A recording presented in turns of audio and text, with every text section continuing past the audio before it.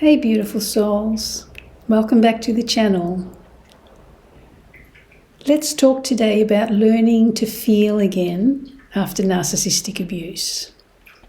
You know, it may take a minute before you start feeling yourself again, and if you're still in it, please be kind to yourself because it will take some doing to get yourself right again. Don't add to the traumatic experience by beating yourself up like I did when I couldn't yet get out. And even then for many months after, going no contact. I blamed myself a lot, especially because I know this self-empowerment stuff. I've been teaching it to others for many years. So how did I get myself here? Having to learn self-empowerment all over again. The self-shame, the self-blame, the humiliation were off the charts. And after all that came the numbness. And for anyone new here, welcome. My name is Annemarie. I'm here to validate, support, and help people reclaim their power and heal from narcissistic or toxic relationships. You know, I remember many years ago, well before this 23-year narcissistic relationship, so a long time ago, when my fiancé took his life, the numbness I experienced was worse than swinging between the sadness and the anger, because at least I felt something. The numbness was just that, numb. Living in an existential vacuum. Living but not really being alive. I remember at the time thinking, I don't ever want to feel like this again. And here I was, years later, while I was still in the narcissistic relationship, and for months during and after my recovery and rebuilding, came that numbness again. And this was way more painful and debilitating than what I had previously gone through.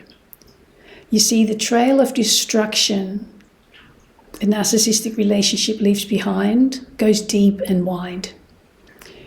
It leaves you completely depleted of energy and devoid of any emotion, hence the feeling of numbness. And the reason I'm sharing this today is to remind you to nurture and take care of you in this process. Numbness may feel like a welcome relief for a while,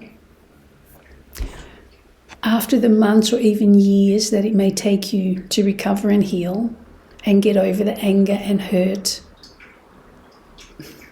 confusion, all the rest of it. But when that perpetual fog slowly lifts and everything looks grey, you will have no enthusiasm, no colour, no zest for life. So honour those days when you feel exhausted and have nothing left in the tank. Honour those days when you procrastinate and you just can't be bothered getting out of bed. You are not lazy, you are healing. It's all part of the healing process. And the reason I'm sharing is because I want you to be aware of what's to come once the volatility of all the abuse starts to dissipate. Because just like the numbness, procrastination is a trauma response. It's a coping mechanism to keep you safe. The numbness, the disassociation, the lack of interest in life is you shutting down. It's the mind's way of coping. So that way you don't rush off to the next thing in life when you're not fully healed yet. It's like having a broken arm and lifting heavy things well before you're ready. And even though we know better, we do it, right? We may not so much with an actual physical broken arm, but we do it with a broken mind.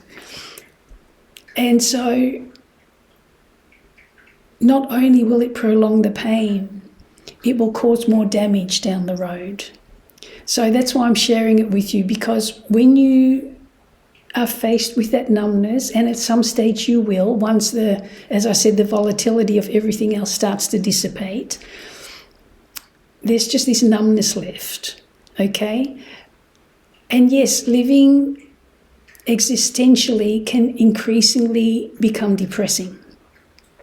So acceptance, to honour yourself when you feel numb, and to use your courage to do what you need to do when you have the energy, and the determination to keep picking yourself up and taking another baby step forward, are really powerful tools to have in your emotional tool belt.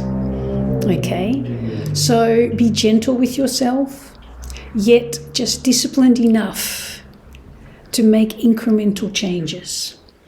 And in time, you will get back to your authentic, happy and loving self. A stronger and wiser version of yourself, okay?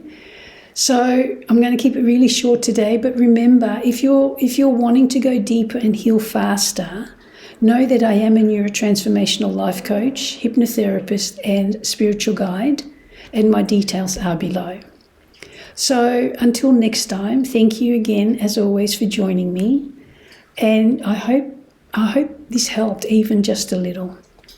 And as always, lots and lots of love from my heart to you.